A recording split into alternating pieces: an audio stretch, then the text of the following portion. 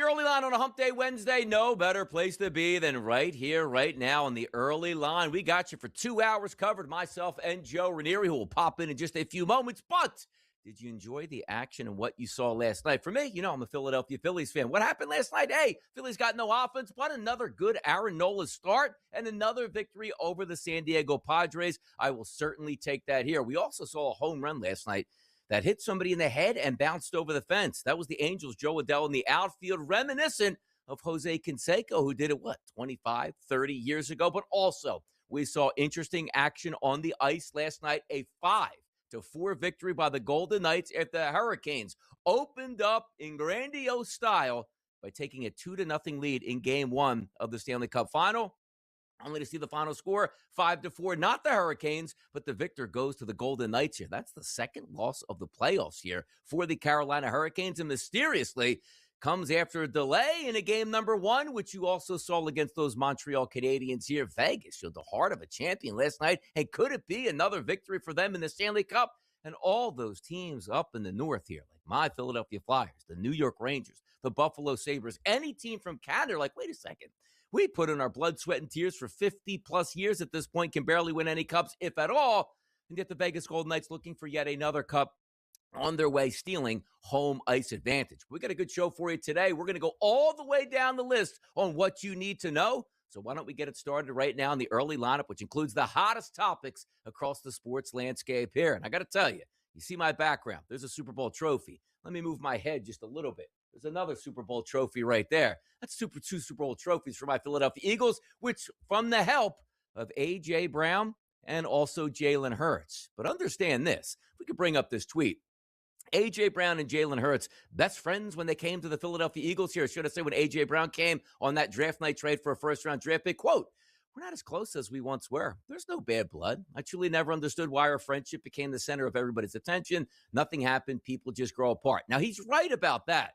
But understanding this, listening to some talk from New England, from their local radio affiliates, I thought brought up some very good conversation yesterday, because A.J. Brown's a really good football player. And if he's healthy and there's no issues with the knees, only 29 years old, he's a true number one that's really going to help out Drake May, maybe their conquest for a Super Bowl like he did in Philadelphia.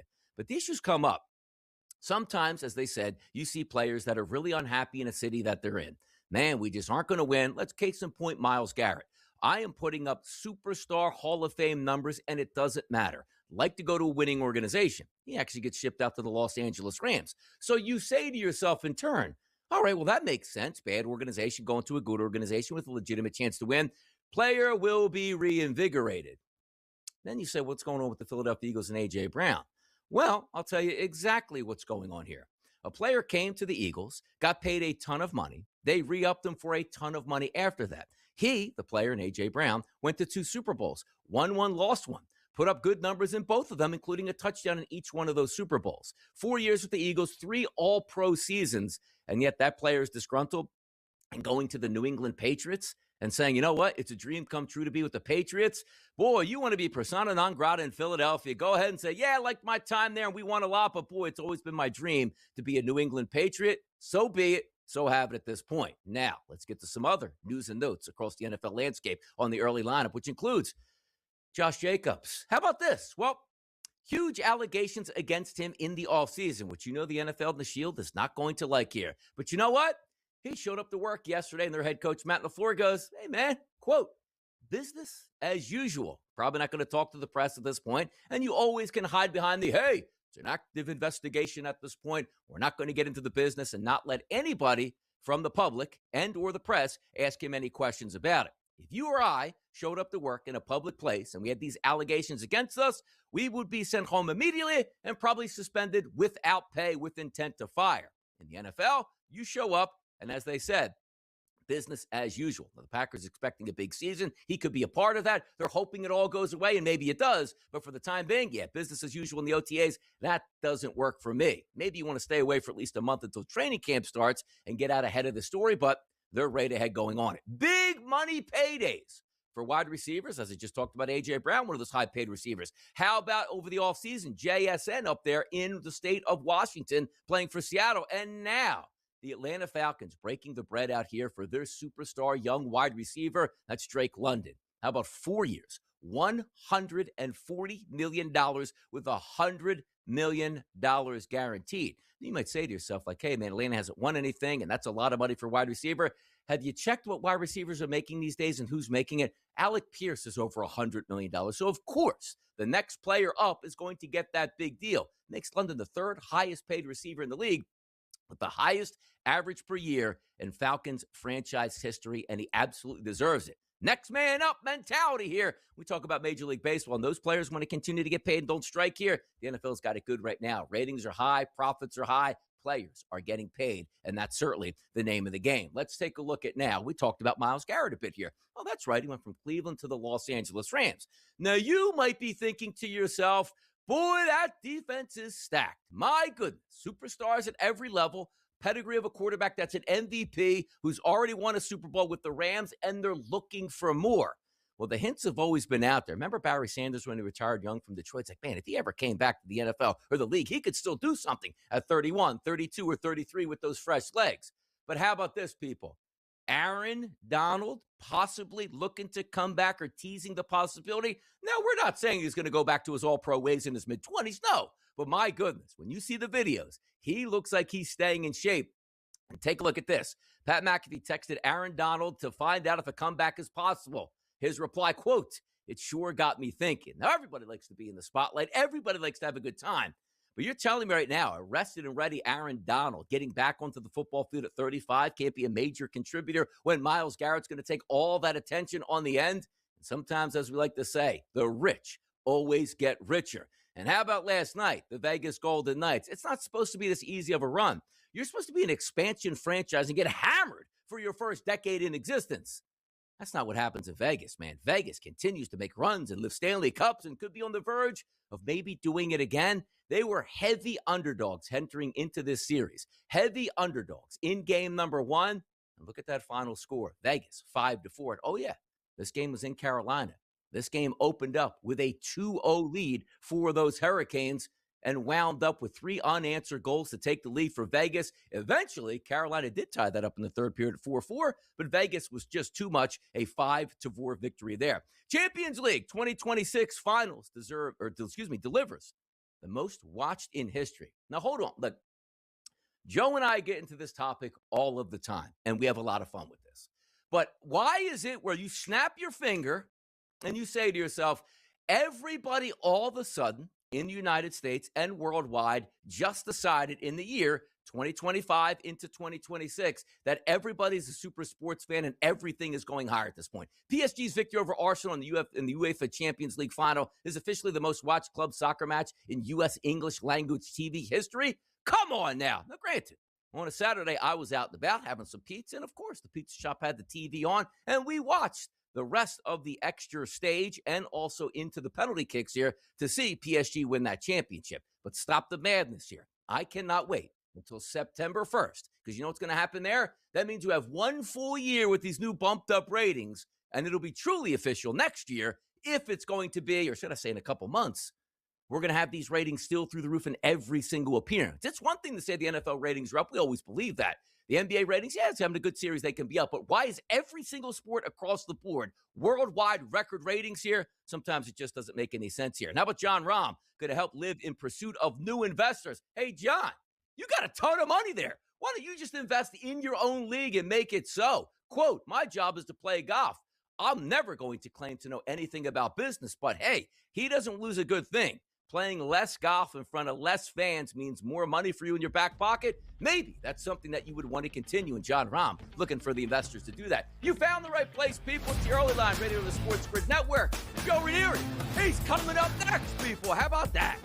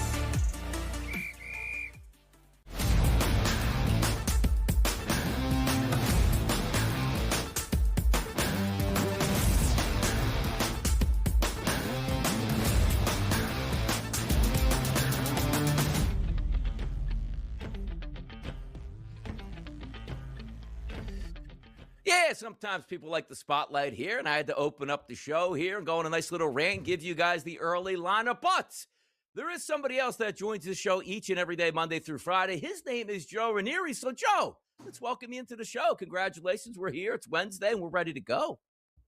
Yeah, I love it. Technology is wonderful when it works, and we finally got it working. So glad to be here, my friend, with you as always.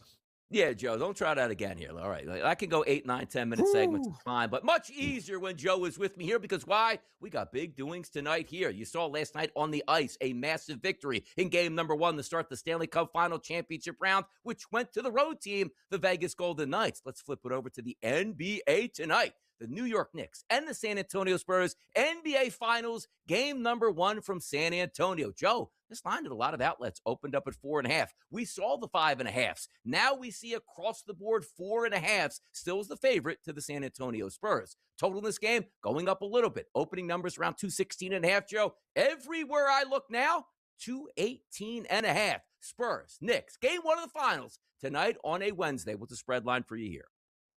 Well, it's interesting, Donnie. It's rest versus rust versus letdown versus hangover. There is a lot going on here for this game 1. Biggest news, of course, is the Knicks haven't lost a game since April 23rd, but they also haven't played a game since May 25th. Now they're on the road, and you got the Spurs coming off of yet another Game 7. Everybody the Knicks, it feels like, has faced in this postseason has come off a Game 7. But listen, rust is a legit thing, and we saw it against the Cavs here with the Knicks. So if you think the Spurs hold court and hold serve, I wouldn't worry about laying the number, Donnie, because it is obnoxious how many teams who have won and the spread has never come into play in the NBA Finals. And I mean, it's almost a guarantee. Just pick the winner. Don't worry about the spread, even if that is laying 4.5 or 5 here. I'm wondering at this point if it hasn't gone up any more than what we're seeing, Donnie. I think what we see is what we're going to get in this game tonight with these, with both the total and the spread. I don't see it moving this a big amount of money coming in last minute one way or the other. I think what you see is what you get. Yeah, enough for the hypotheticals tonight, right? The hardest game sometimes, Joe, is game number 1. 2 teams feeling themselves out, and then you get a better feel for the rest of the series. But tonight, Spurs are the favorites here, and also take a look at that total to see if we get more points than not. Great times in San Antonio with the big logo, Joe, at center court. When we talk about center court, there's also the WNBA going on tonight. They got a doubleheader, a 7:30 start, and also a 10 o'clock start. Let's focus first on the 7:30 start. The Tempo taking on the Liberty here, Joe. First year for the Tempo, hanging around, looking at the standings. If it ended today, they'd be a playoff team at 5-4. The Liberty looking to do much more damage and just make the playoffs and win a championship, but also sitting at 5-4. But you look at that spread, you wouldn't know it, Joe. 9.5s and 10.5s out here in the betting landscape, and a total of 172.5. WNBA action tonight, Joe. Give me a spread line for Tempo Liberty. Yeah, well, listen, Toronto Tampa's done a pretty good job, right? Yeah, I mean, 5-4 on the season. It was a slow start for the Liberty, but boy, have they figured it out in a big way here. And yeah, listen, I think this is going to be a pretty good litmus test for both these teams. The Liberty, have you truly figured it out? Are we back on track here at home? And Toronto, listen, it doesn't get any better than the New York Liberty to see on the road. Can you handle your business? I think it's a fascinating matchup. The market doesn't seem to think so, Donnie, with this price.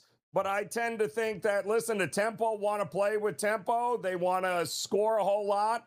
I don't know that that's the best way to beat the Liberty, but something tells me this might be the most entertaining game of the night. We're going to get a ton of points in this game.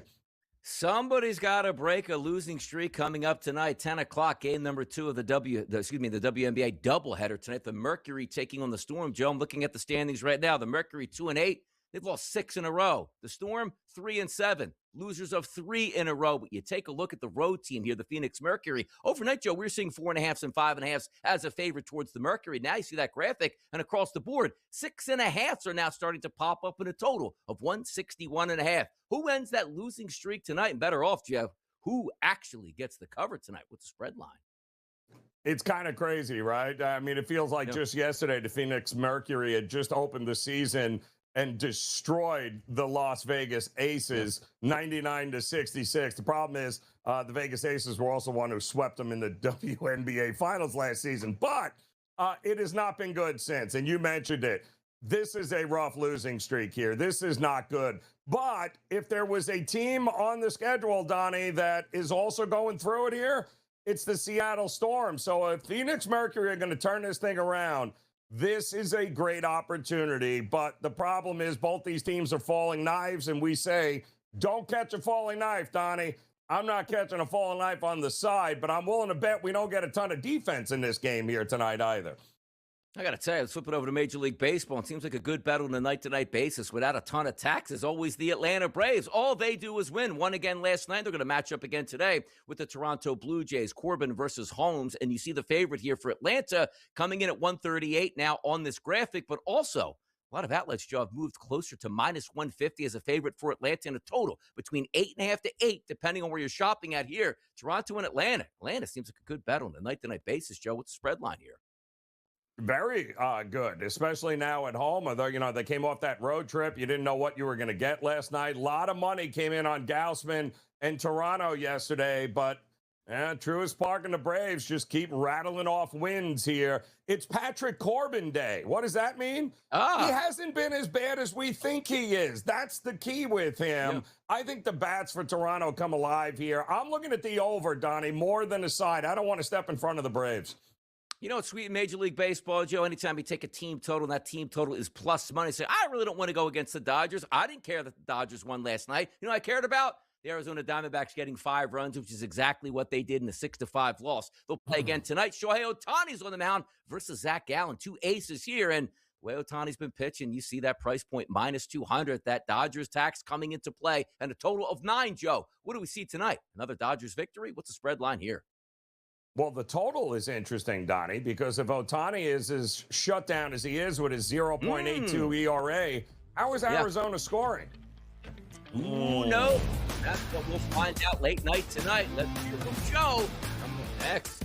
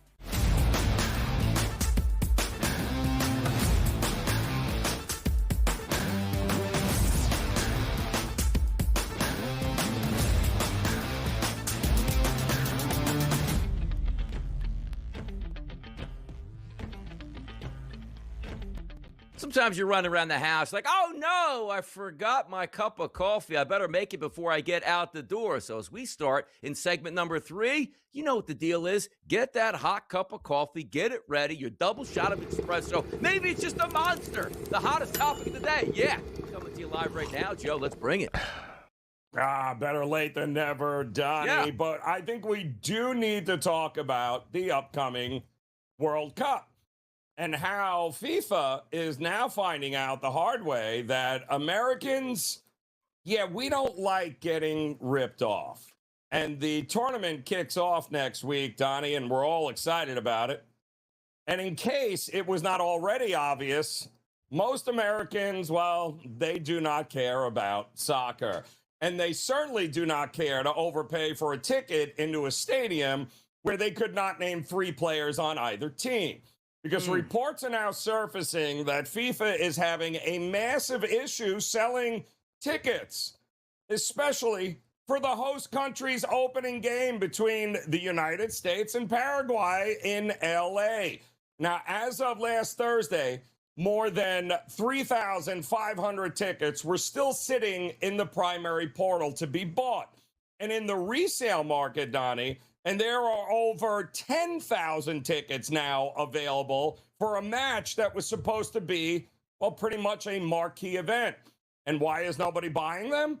Well, because the cheapest nosebleed seats are going for over $1,000. Now, FIFA is learning rather quickly that Americans, well, they have a line in the sand when it comes to this kind of stuff. And sure, there are plenty of patriotic fans who want to root for the red, white, and blue, but even the biggest soccer diehards are not paying those kinds of prices to watch a team they really don't believe can win a damn thing. Now, meanwhile, compare that to the NBA Finals, which tips off tonight. Reports out of the San Antonio Spurs season ticket holders is, well, they are getting their tickets revoked because, well, they're using sites they're not supposed to sell them. And, oh, yeah, they're setting the market. They're selling them for too much money, Donnie. People are begging to get into the arena for the NBA Finals, but for the World Cup, tickets on the resale platforms, Donnie, are listed for less than half of what FIFA's primary prices were when they first sold them. It is not hard to recognize when a corrupt organization completely overestimates supply and demand. We do not mind paying a premium to see our favorite players and championship teams in this country. We do not. But you know what we won't do here, Donnie? We absolutely refuse as sports fans to be extorted. And that is the lesson FIFA is learning. You're right. And I remember way back, and this was December of 2022, which the Eagles were going to play in the NFC Championship game against the Tampa Bucks in the next month in January. And I remember I sat in the 700 level, which is the top of the stadium. And I think I paid $300 for my ticket. I'm like, oh my goodness, that's an exorbitant amount of money, but I had to be there. It's one of the worst days of my life the way it turned out, but it was the experience that you wanted to buy into. And whoever you talk to, Joe, it's felt like, hey, I got tickets to Philadelphia or New York. I don't hear anybody in my area talking about we're going to this game. And understand this, and a great point what Joe brings out on top of this. FIFA was in cahoots with the hotels who thought they had a Grand Slam home run.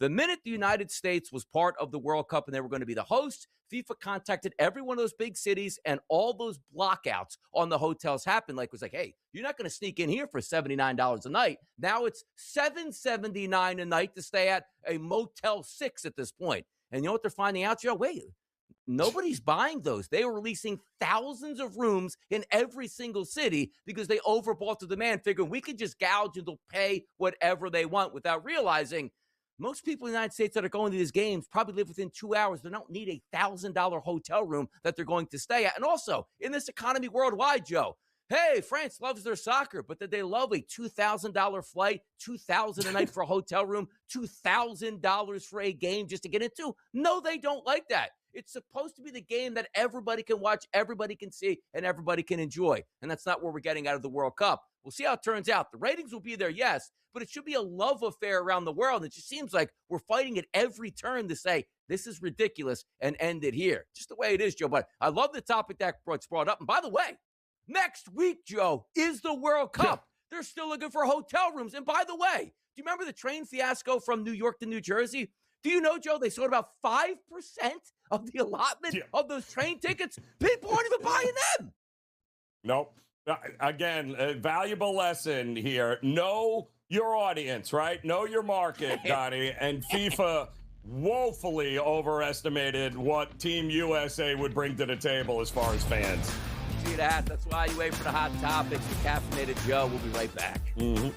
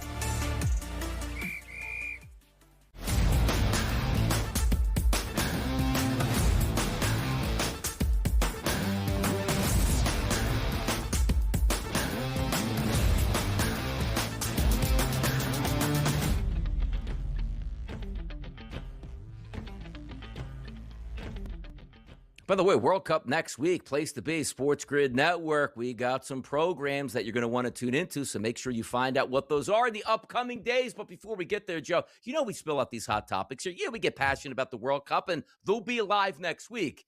But sometimes college football just grabs our attention. I should say NCAA, anything with their athletics gets attention. Now, this next story does seem crazy, but there's a backdrop for it. College Football Alerts says this is one of the craziest stories of the offseason. Former 8-year Major League Baseball player Jordan Adams has enrolled at SMU and will join the football team. Adams, who was a 5-star wide receiver recruit in the class of 2018, what is 2026 right now, was ranked above Jamar Chase before deciding to skip college and go to Major League Baseball. Chris Winkie came back as an old man, won a Heisman, and went to the pros.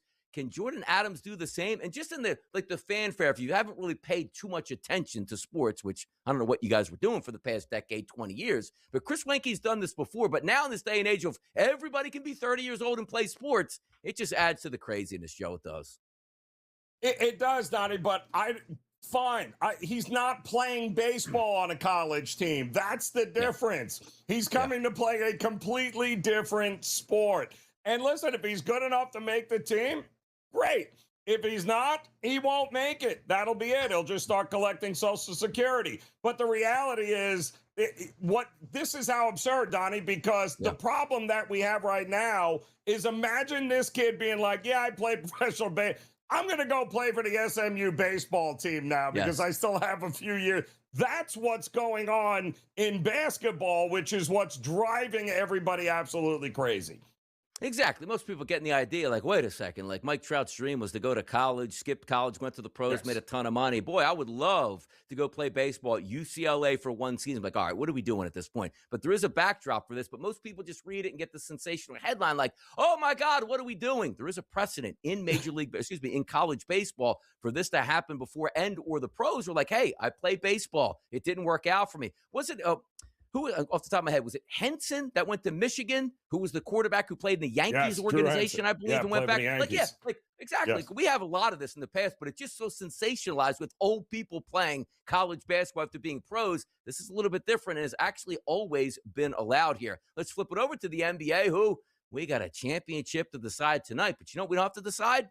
A back-to-back champion, which OKC is not. However, the Thunder's next test here, Joe, how far will OKC go to keep its roster intact? With extensions kicking in and a tax bill set to soar, major financial decisions loom for OKC. Now, this is what that hard salary cap does with that penalty of luxury tax. And understand this. This is not the Los Angeles Lakers, the Los Angeles Clippers, the New York Knicks that are like, yeah, we'll just do whatever we want because we got Fortune 500, spaces out the wazoo paying us money to afford this luxury tax. OKC might be the smallest market in the league. They're going to have some interesting things to go over with this. They are in a big way, Donnie. And we knew this was going to come. I mean, nothing lasts forever, right? They did win a championship here. But now they're going to have some decisions to make. Can you keep the band together? This was always going to be the hard thing. Now, they've done a great job of stockpiling drafts and assets and other things. But at some point, you're going to have to decide, is Lou Dort worth the money? And that's the kinds of decisions they're going to have to figure out. Look, just look at the Boston Celtics, Joe. Their owner sold in the midst of what could possibly be a dynasty run. Because, hold on now. Tatum's going to make how much? Brown's going to make how much? That luxury tax is going to come due. Somebody buy this from me. And they did at this point. You can reap the benefits, but sooner than later, you're going to have to pay that tax bill. And maybe OKC does. Let's hear from SGA talking about their general manager. How much input might you give to management and ownership, and what might that input be? I will give zero input. I will let Sam Presti, the greatest GM ever, do his job. How about that? Hello. Don't give the input. Just pay me my money and Sam Presti, work it out, Joe. Sounds a lot like LeBron. Yeah. Very hands-off. Doesn't have any say over anything. Yeah, no, it sounds very LeBron-ish. Now, Joe, this next story here, I thought it might have been photoshopped, but I guess it's not. Evan Sider, who we've actually had on the early line. Kevin Durant, a new minority owner of Paris Saint-Germain, will soon submit a bid for the historic club to receive an NBA Europe expansion team. Now, leave that second part out right here. Now, did he invest the minute they actually won the Champions League, Joe? Like Kevin Durant would do, like, hey, you won a championship. I want to join you at this point. I thought it might have been photoshopped, but apparently it's not. Guys with PSG. Why? Of course, they just won a championship. He wants in. Yeah, I don't blame him, right? I mean, sure, of course you do. And he's good like this, right? However, I'm sure it'll be somebody different in a couple of years. Now, he'll just bounce around and, try to get himself into any sort of championship he can to be a part of. Now, how about a championship that's going to take place starting tonight between San Antonio and the New York Knicks? How about Wemby and the Spurs know the job isn't finished? Quote, I saw pop right away when we landed, and the emotion was really something. I haven't felt that in a while. We still need to really come back down to earth and realize that we haven't done the hardest yet. The job isn't done at all. Looks like he's focused back from tearing up and, getting emotional after that winning game number 7, huh? Yeah, my favorite yesterday is I watched the clip of Kevin Garnett being like, Wemby, like, you're crying way too much here, man. Like, you haven't won it. You won the Western Conference. Like, there's nothing to be this emotional about. Like, settle down and you got another team waiting for you, by the way, that has steamrolled everyone. So maybe the best thing is they still have Pop's voice in that room, and I'm pretty sure he's letting them know they haven't accomplished anything yet. Maybe it's just a Whitney Houston song, Joe. I get so emotional. Maybe it is for Wemby. Keep those emotions in check tonight. It's game number 1. But by the way, let's hear from Wemby, who's saying, actually, we ain't done yet. Coming back down from this is a challenge, and it's not done yet. We still need to really come back down to earth and realize that we haven't done the hardest yet. The job isn't done at all. So we still got about, I don't know, what time is it? Like 30 plus hours to recenter.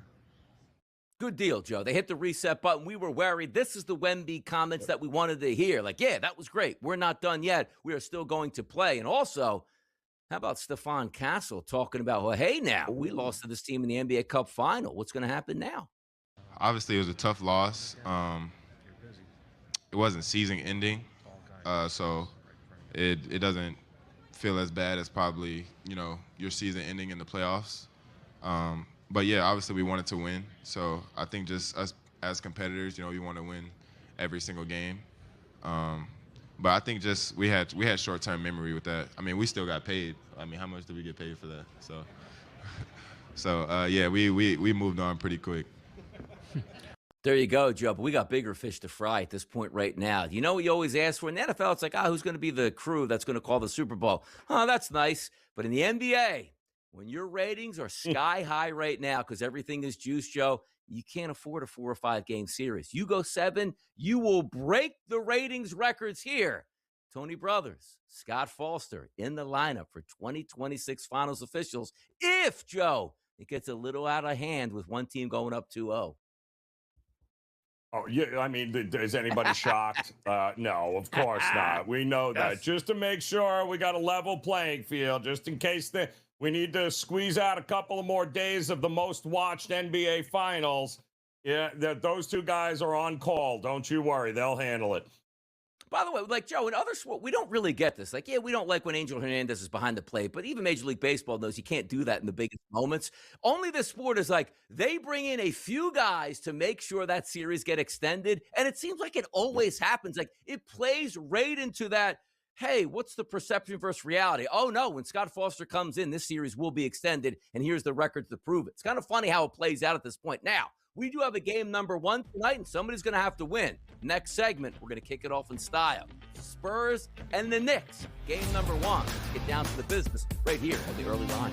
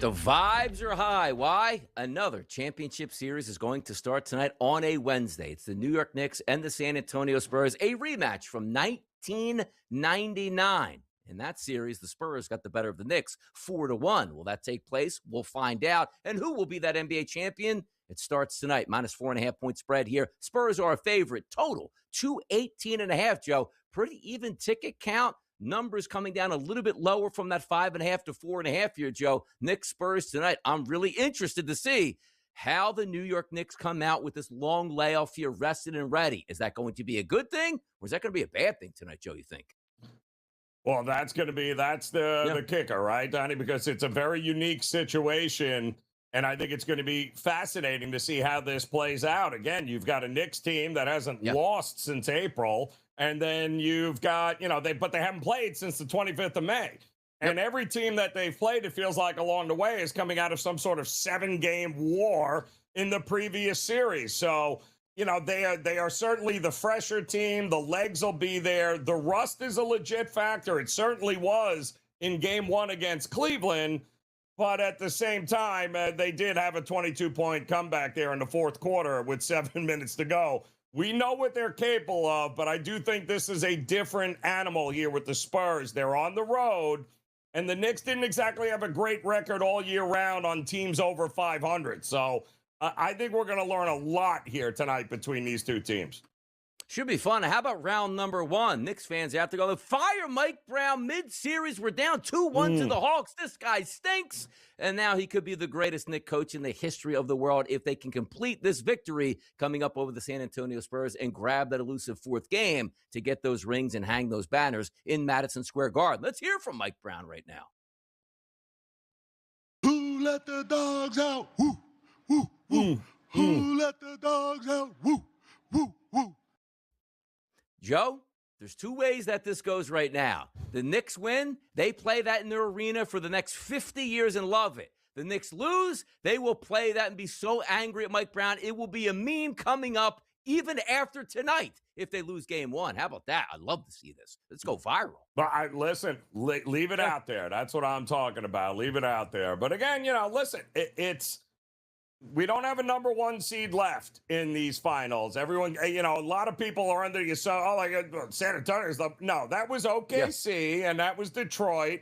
So this is a 2 versus 3 finals, which is a little bit different, history tells us. So, yeah, I think this is going to be fascinating because I also think the coaching matchup is fascinating here. I mean, it's not like Mitch's got all this experience in the world, and let's face it, the Knicks have been going through coaches left and right trying to find a guy that could push all the right buttons. Mike Brown has pushed all the right buttons to this particular point. Some people watch Jalen Brunson like, man, what are those bloodlines here? Why is he so good? Well, that was a great college basketball player and a very good NBA player. Here's him talking about what it meant to watch his dad in the playoffs. What does it mean to you and your family? I mean, you and your dad, 27 years apart, are going to be the first players to ever play in the NBA Finals for the same team. And did you attend any of those games or remember? Definitely don't remember.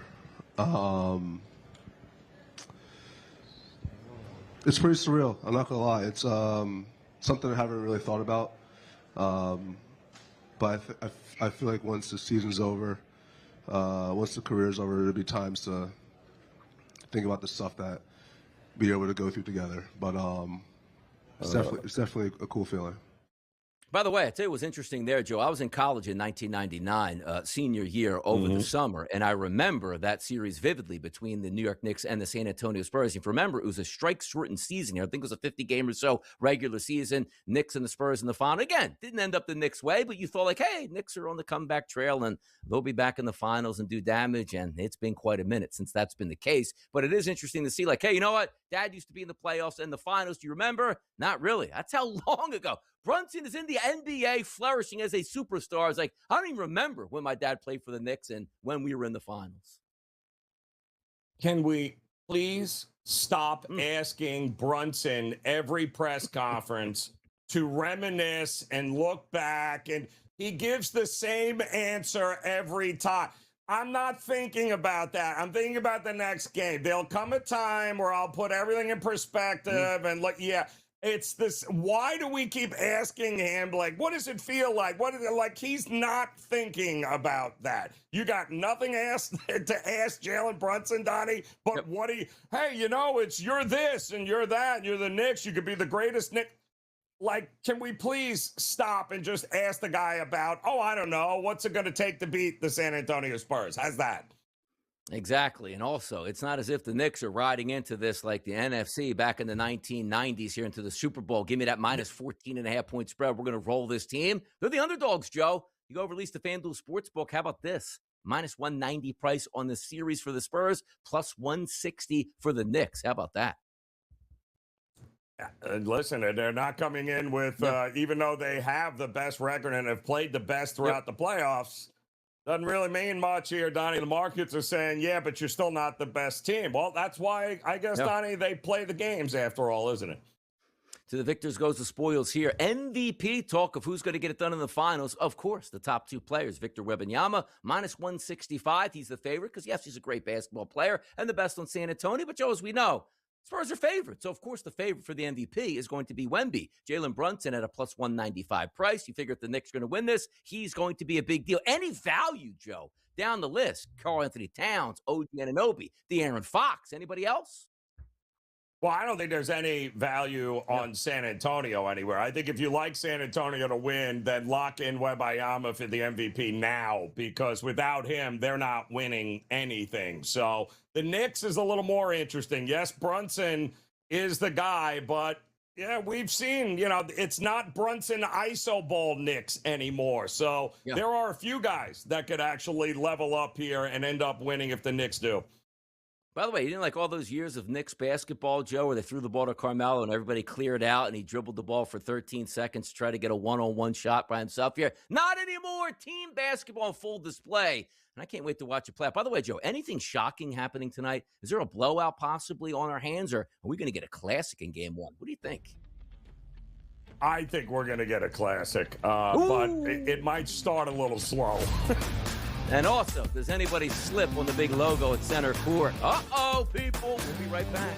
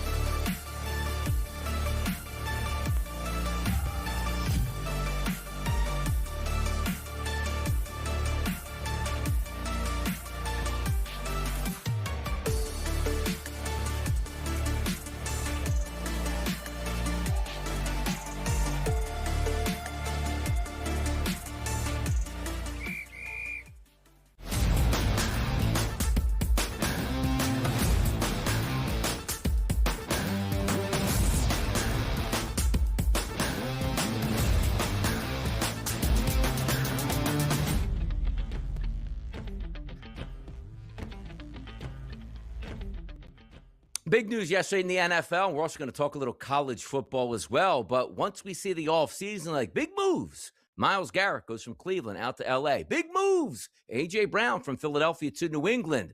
Could we have another big move, which means a running back that, allegedly has some off-field issues right now in Josh Jacobs? Well, you can't hide from the media. They're going to ask questions. Here's Love talking about Josh Jacobs here. Absorbed internally the news with Josh? How do you guys have meetings? You talk about it. How do you guys absorb that internally? Yeah, we've talked internally. Everyone knows what the situation is there. We've talked, but obviously the details are, we're keeping that. Everybody's keeping that under wraps right now, just out of respect for the situation and obviously all the legal stuff that's going to be playing out. But it's great to have Josh here with us. Be able to work with us and get back to work. But we're just kind of everybody's just waiting and letting it play out on its own. Do you find yourself wondering, man, am I going to have that running back this year, or just the uncertainty of it all, especially for you as a quarterback? It's there's always questions. I was shocked when I saw it, and like I said, it's one of those things we're gonna let it play out. There's a lot of uncertainty when you hear something like that of what might happen, but we'll see. We'll let it play out and go from there. It didn't seem that way, but is it awkward at all when you first saw him after the incident or whatever happened? No, and I'm just going to leave some of the stuff we've talked about and everything kind of internally, but no, knowing who Josh is, no. It's not going to be an awkward conversation because Josh Jacobs is going to come into the facility like, hey, guys, you know what? Everything you read, it's exactly the way it went down. Let's just go out and play some football. But also, you can read body language. Nobody likes to answer these questions. It's not even like what happened off the field. It's what you do to your teammates and organization where you show up to OTAs there and you're in Green Bay. They love football. I'm not asking Josh Love or, hey, right. Did you hit that slant pass over the middle and changing of your wide receiver course? What does it talk about? He's going back and forth like this answering questions because he's uncomfortable. Like, well, I hope this just ends and don't say something stupid at this point and we can just move on. But again, the player does it to his teammates here, and this is what we call distraction show in the locker room.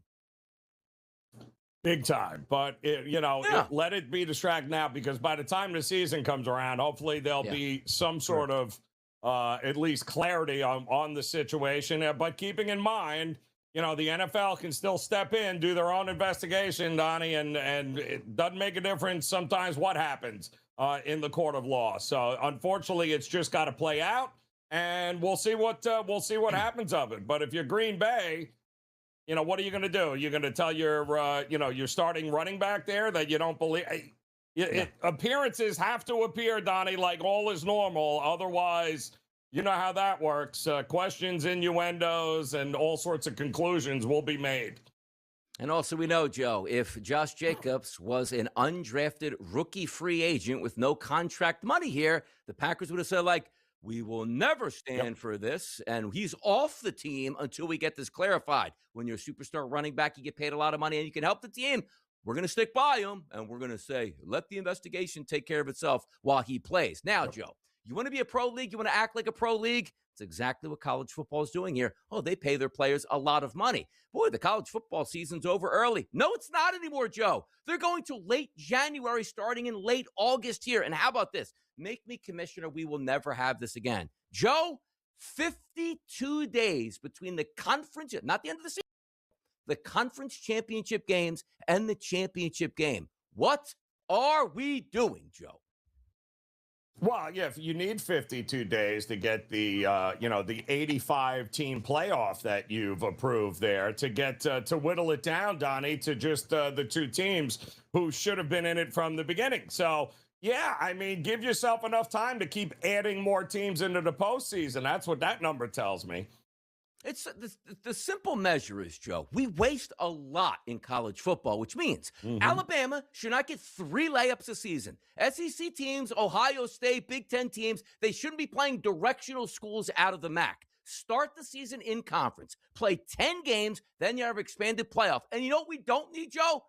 14 days between some of these games. We don't need that. Season ends. Next week, we're starting playoffs. Oh, look at that. January the 6th, we're going to end the season. It's easy to do, and yet they continue to drag this out. We don't need, Joe, what is it? The New Year's Day bowl game. We don't need that to be included in the playoff. Just play them on a week-to-week basis. We'll watch, we'll enjoy, we'll be done before we basically get to the Super Bowl. Out of gas? Absolutely not. That's only hour number 1. Hour number 2 comes up next. More guests, more fun, more Donnie, more Joe. Come on back.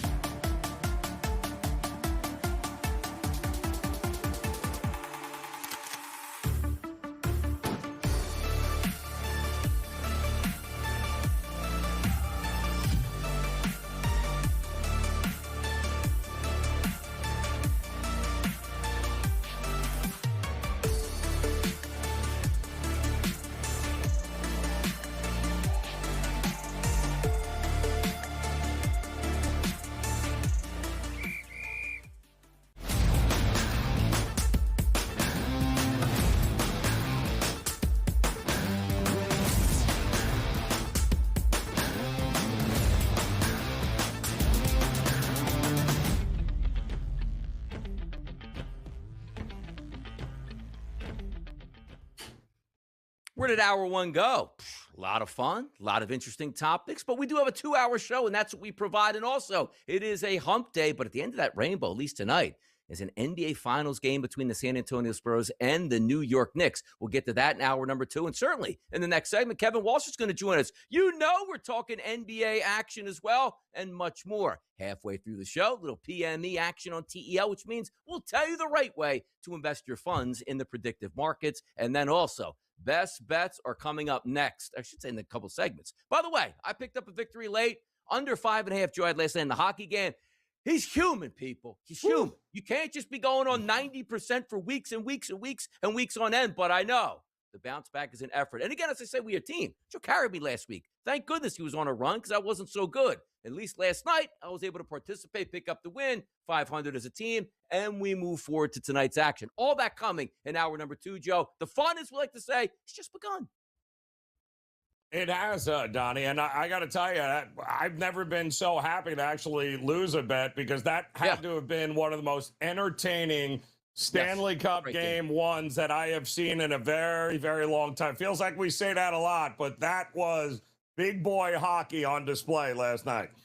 It was big boy hockey on display, and we'll talk about that a little bit more later. But understand this as well. Like, for me, it's like, I don't like Carolina. I don't like Vegas. But you know what I like? Intrigue. Give me 5, at least 6, at least maybe 7 games here. They got up 2-0 last night, Joe. Carolina, like, are you kidding me? Like, are we going to get like a gentleman sweep or a sweep? Thank goodness. I loved Vegas winning that because now we got a series, people. And now we got the hottest topics on the early line, which includes A.J. Brown becoming a Patriot, Joe. Before I let you answer this, I want A.J. Brown to answer this.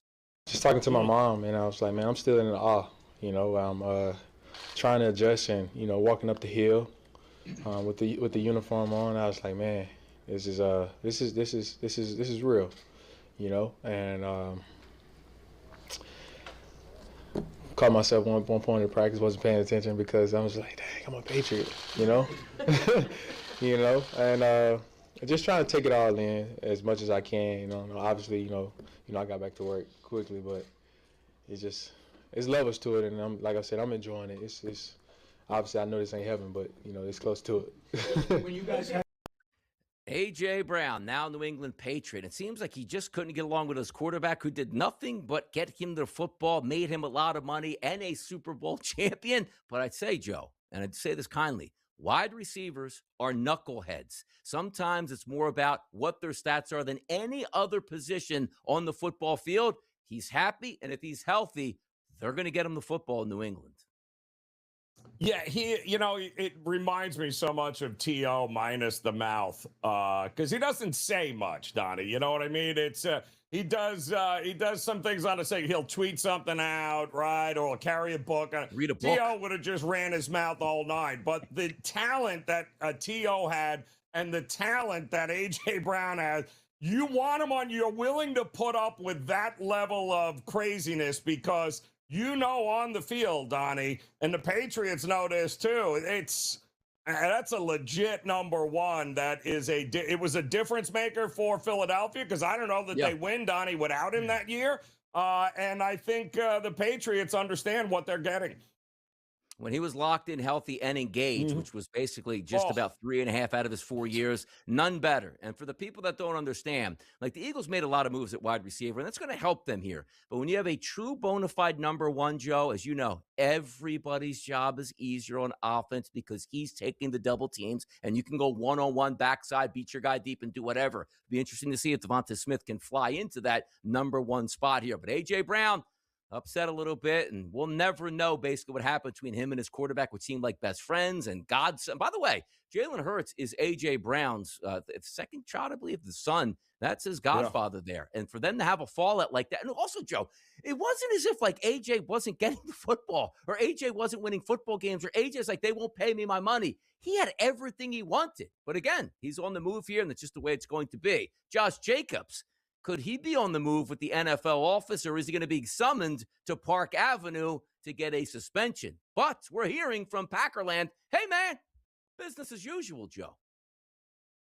Yeah, well, it has to be for the Packers, right? Because life goes on no matter what happens with that situation there. But again, the NFL, I am sure, has their investigators in here, is already doing its due diligence. They will protect the shield at all costs. We all know this. So we'll see what happens. I think I don't know that it's going to drag out throughout the season, Donnie. I think there might be a faster resolution to this, knowing one way or the other for everybody involved. Hey, Jerry Jones, I got a news story for you here. You got a good up-and-coming player? You're going to pay him a lot of money? Pay him now sooner than later. Well, Atlanta's taking that effort here. How about this? Drake London, huge extension, $141 million, $100 guaranteed. If they would have waited to play the long game, Joe, $150 million contract probably turns into $175 or $200 million. If you have a good football player, lock him up now. The cap is going up, and it makes smart sense here. Drake London, big part of that new offense that we're going to see in Atlanta. He got paid, and he should have. And he absolutely should have. Yes, he is, again, number one, Donnie, number one receiver. When healthy, the guy is an absolute difference maker. They've got talent on that team. The question is, can anybody get them the ball? Do people forget sometimes, Joe, how good players are? Because, social media moves fast. News stories moves fast. Sometimes I can't even remember games that the Eagles played last year. Like, I don't really remember that game. You know, I do remember Aaron Donald single-handedly wrecking football games for a decade. Why are you talking about it, Donnie? He's been retired for a couple years. Maybe he's getting the itch to come back in another Super Bowl run at 35. This guy was one of the single most dominant players, not Joe, in the last decade, in the history of the NFL. Could he be coming back here and getting that itch?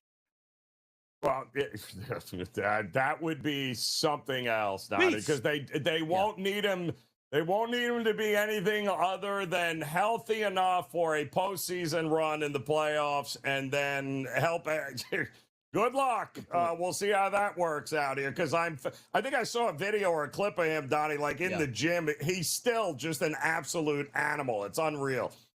This doesn't sound like, hey, Aaron Donald, get into training camp because no football player ever wants to do that. Aaron, if we call you around December, just stay in shape. We might be able to use you. And he goes, you know what? For a month and a half, make a playoff run. Sign me up for that. Keep an eye on that one. Vegas, how about sign them up for a Game 1 victory after being down 2-0 in Carolina. Looked like the game was over midway through the first period. Not so fast. John Tortorella and the boys, a 5-4 victory last night in Raleigh. And I hope you didn't. I hope you were paying attention to when the puck dropped in each period because it took it less than 30 seconds. It felt like in the game. We had a goal right off the bat. Second period, we had a goal within the first 60 seconds. Third period, same situation. So the level of excitement from both teams, and amazing, Donnie, the way both teams made mistakes. And the other team was able to capitalize on them and didn't let them go to waste. It's big boy hockey. I hope we get 7 games in this series. And by the way, Joe, a lot of people didn't even have any sound on their telecast before we had a 1-0 lead in Game 1 of the Stanley Cup Finals. Joe, correct me if you've heard this before. If I would have told you, what were the ratings, Joe, for the Champions League Final? Would you said A, about what they usually are, B, nobody watched, or all of a sudden you snap a finger, everybody is watching sports in 2025, 2026. I don't know what's happening here. Ooh. Yeah, no, Donnie, I would say it's probably the most watched finals in the history of finals since they've been keeping these kinds of records. Absolutely over the top, record breaking. By the way, ESPN The Ocho comes on every once in a while in the summer. They show like pillow fighting as a championship. That's getting record-breaking ratings as well because everything is juiced up. You know what else needs to be juiced up for John Rahm? Help! Give me some investors. I want to continue this lifestyle, Joe, he's saying. Yeah, unbelievable, right? Yeah, listen, some guys are just going to miss the boat here, and John Rahm feels like he's a guy. I don't know. Like, what are you doing, Rahm? Like, you should have been out of there before Brooks Koepka. I got to have a talk with the producers of how that was actually lined up for John Rahm here. You won't hear people, but we will behind the scenes. Here comes Kevin up next.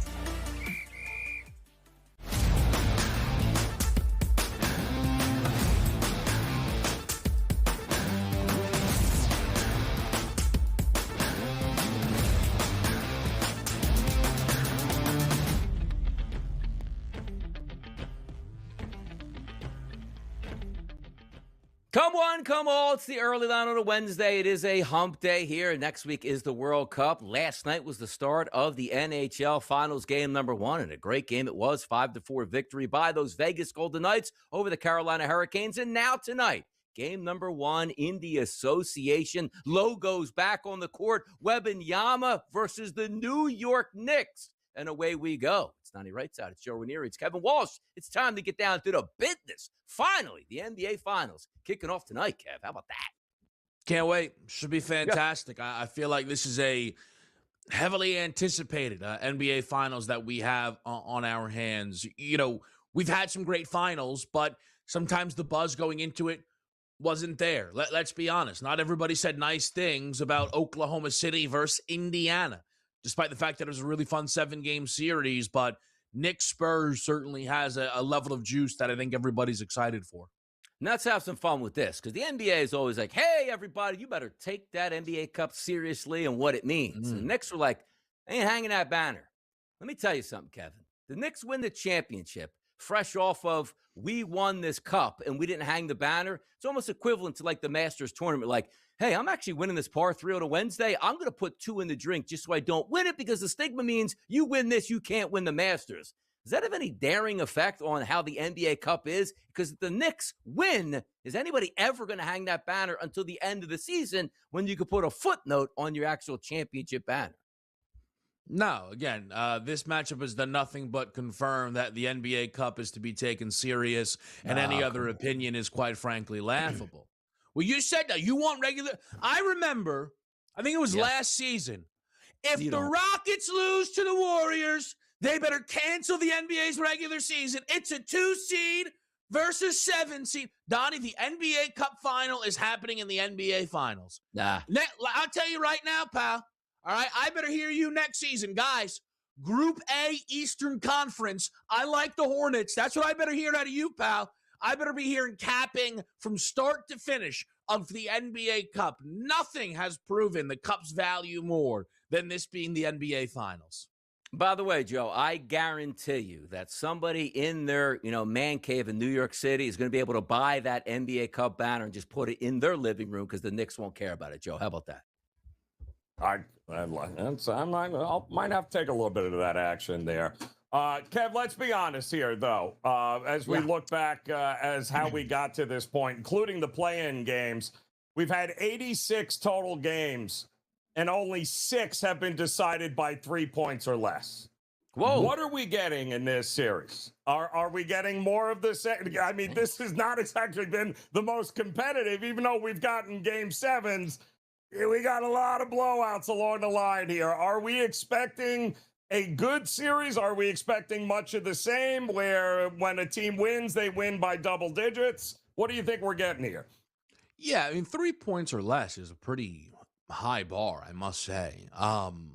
There has certainly been blowouts along the way. That's basketball.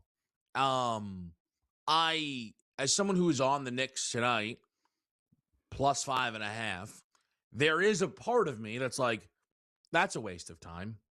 You should just be on the Knicks money line, or even, as we've seen before, the alt line, right? Minus 5.5 the other direction, which I may still end up, playing here. But I think if this series, let's just say it goes 6, regardless of who wins, you're probably going to get at least 2 games decided by 14 or more, at least 2 games by, single digits. And then we see where the rest lands. But I also think, like, there were the Spurs and Thunder had games that were decided by 15 that we have superstars playing until the, final 2 minutes of the fourth quarter. So, I'm not, from a betting perspective, it's interesting, but from a watchability perspective, I've not had any issues here watching the NBA postseason. How about this, Kevin? Ben Falks tweets out here. One bettor at DK Sports wagered $49,000, let's call it $50,000 or so, on the New York Knicks to win the NBA Finals at 19-1 a few weeks ago. That bet would win $931,000. Now you take a look at the series itself, Kevin. Let's call it a minus 190 favorite here on the San Antonio Spurs. Obviously, 19-1 is absolutely spectacular. You're coming into the finals, but honestly, what do we feel about the New York Knicks in this series? And roughly, can they do some damage, which means hang that banner. They're favored. They're the dogs. They're not favored to do so. Yeah, I think the home court advantage positions San Antonio as the favorites in this series, but I still think the numbers are a bit too big. And I've bet the Knicks in a few different ways for this series, and there's a couple of things that really stand out. But the one that I'm curious where you guys land, I think the Knicks are better. And I don't think that's disrespectful to San Antonio. The Knicks obviously didn't have a better regular season, but the New York Knicks very clearly turned the page in this postseason. And I think one of the reasons it doesn't feel like they're winning, so they must have changed what they're doing. I feel like we all noticed a real change in the Knicks' approach, right? Bringing Karl Anthony Towns into the offense the way that they did, which made life easier on Brunson. It engaged Mikal Bridges and OG Anunoby more into the offense, and therefore all these guys seem more engaged on the defensive side of the basketball. The Knicks have won 11 straight games. Do I think the Knicks are the greatest team in the history of the sport, which is kind of what they've played like for a month here? No. Do I think the Knicks, though, have a roster where it's reasonable to believe they're an elite basketball team? Absolutely. 100%. So they're playing the best basketball. I actually think they're the better team. And we've talked about this for the Knicks in every round since round one. They're not coming off a 7-game war. Every other opponent they've gotten to play has been, and I think that does set up quite nicely for New York. And also, Kevin, just looking at the series and how it plays out, I do think the Knicks get the advantage of playing a San Antonio Spurs team that maybe isn't ready to win yet. Sure, they could win, and they're favored to win a championship. I get that. But it's not as if you're like, hey, we finally got there. LeBron's in his prime. Or, hey, we finally got there. The Golden State Warriors. What are we supposed to do? This is a legitimate chance for the Knicks to steal game number one and home court advantage, Kevin. Yeah, I actually think, again, not disrespectfully, Knicks minus 2.5 on the series spread is a worthwhile wager. It's at 7-1 or maybe better in some spots. Like the Knicks could end this in 5, and it wouldn't stun me in the slightest. In-game live tonight, catch Kevin and Gabe getting you ready for game number 1 of the NBA Finals.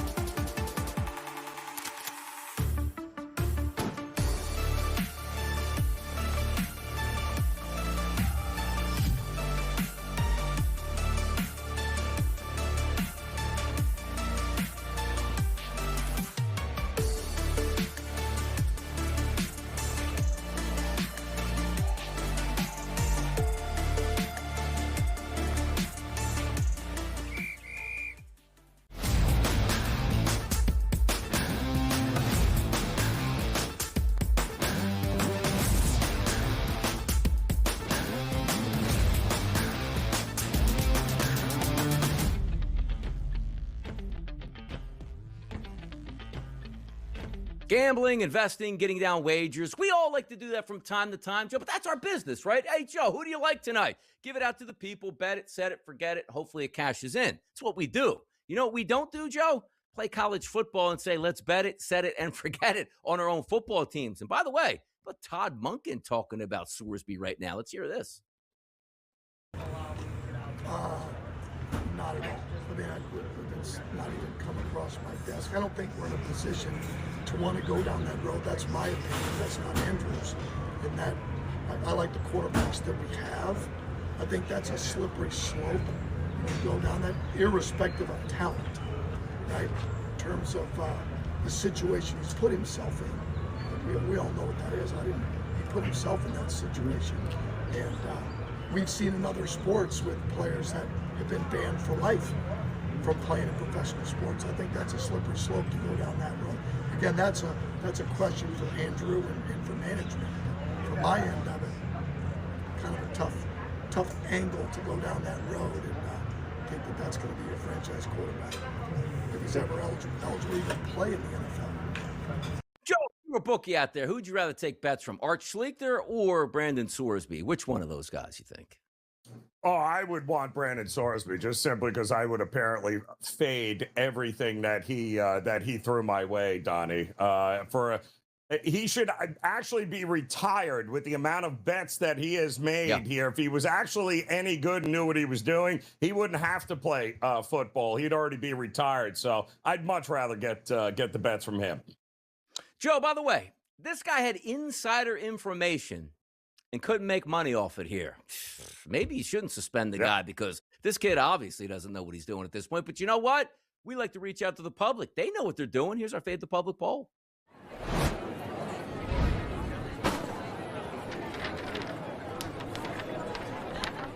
Is it go New York, go tonight? Apparently it is, Joe. The Knicks plus 4.5 is the favorites on the question we asked. What are you taking in game number 1 of the NBA Finals between the Knicks and the Spurs? People liking the Knicks out here, Joe. Yeah, and listen, it makes sense, but that scares me given the fact that, the Knicks are now the trendy dog, Donnie, and that is a bit of a problem because everyone's looking at the 4.5, 5 points and going like, all right, but okay, let's, I think we can all agree this is a bit of a step up in class from what they have seen already this season here, Donnie. Let's go. We'll find out tonight. Game number 1. You know what else we're going to find out? Where we're going with the money on our best bets. Here comes. Bye.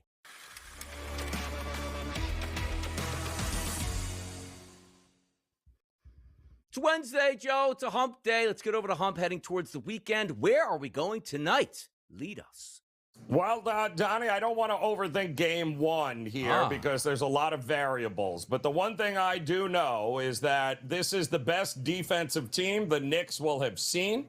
We also know that the Knicks, and I'm not saying Knicks are going to lose this game, but I do think the Knicks have already shown us that this kind of layoff, not great for having rhythm early on. Now, it's one thing to come back down 22 points against Cleveland. It's a whole nother thing to fall in this kind of big a hole and expect to come back and beat the best defensive team in the NBA. Don't forget now, in San Antonio, in games versus Portland, 49 points, I believe, in the first half. 45 points to Minnesota in the first half. 44 to Oklahoma City. Are you seeing a trend here? I don't think we're getting a high-scoring game in the first half here. The total is 112.5, Donnie.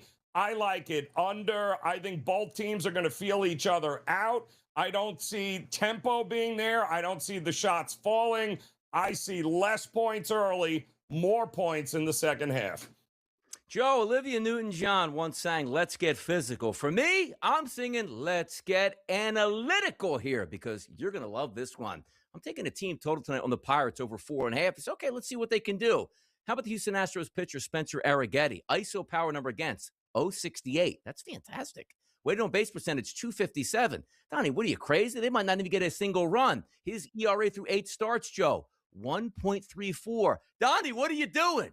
Analytics tells the different story. XFIP minus Joe, a 120. Sierra number, 4.76. We're due for a shakeup on Spencer Arrighetti. The numbers are saying one thing here, but the analytics are telling you a different one, Joe. Over 4.5 team total. Pittsburgh Pirates tonight. Joe's going NBA on another. We're cashing tickets today. And up next is PME right here on TEL.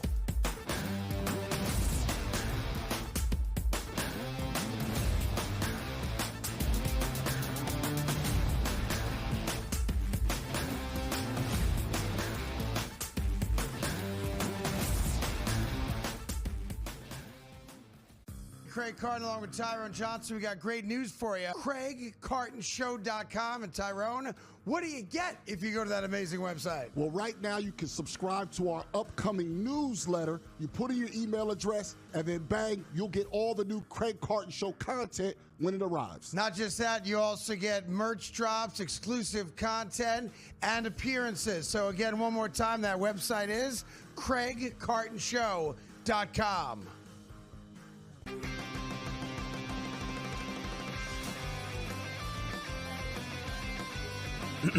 Class is in session. Today, let's talk about the teaser. A teaser is a multi-leg bet where you shift the point spread in your favor. You get better numbers, but every selection has to win. It doesn't matter what you bet if you don't have the insights. Tune into SportsGrid and get ahead of the class. Well, the talk has been about sports betting handle being down or flat, right, because of the threat of prediction markets and the growth of them. But we've seen Kalshi actually kind of plateau for the first time in recent memory. Looking at a graphic right now, we've had the spike for the Super Bowl, and then this is usually when things die down. Yes, there's March Madness, but usually sports betting handle kind of goes down over the course of the spring and summer until we get back to football season. Newswire, only on SportsGrid. For Abdul Carter. Hey, son, you want to be a leader? Show up to meetings on time. Don't be late to practice. This guy's sitting there trying to tell me that he's got a problem with Jackson Dart going to a Trump rally when he can't even show up to a meeting on time? And he can't show up to practice and he's late? Dude. Outspoken with Dan Cilio, only on SportsGrid.